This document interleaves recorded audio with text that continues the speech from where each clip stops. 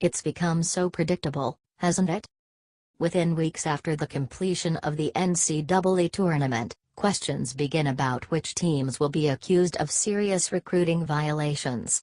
The process began earlier than usual this spring when the FBI handed down indictments against a handful of top Division I programs before the tournament even started.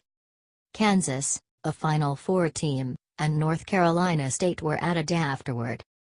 Everyone agrees action needs to be taken to clean up the mess in college basketball. Many have suggested paying players as a deterrent for cash benefits, but I remain firm in the belief that a free education, housing and meals are a pretty good deal for scholarship athletes. I also believe that university presidents and athletic directors should demand the NBA help fix the problem that's been created. The NBA must follow the model that's worked so well for Major League Baseball and expand its minor league system.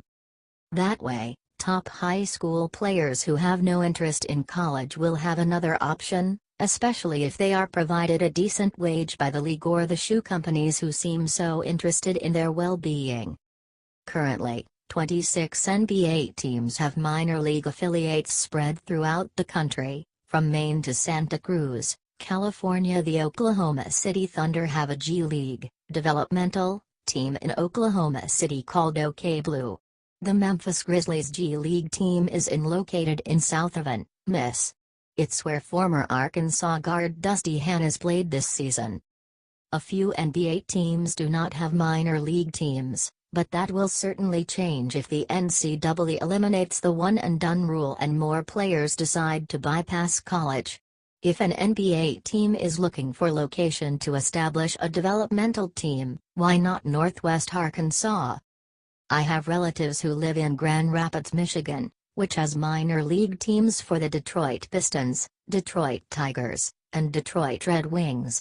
The city of Grand Rapids has a population of just under 200,000 people. More than 500,000 people live in Northwest Arkansas, and our area was selected among the top 5 places in the country to live for the third consecutive year by U.S. News & World Report. The Kansas City Royals moved their Double-A franchise from Wichita, Kan, to Springdale more than 10 years ago, and that relationship has worked out quite well. Could professional basketball and hockey succeed here as well?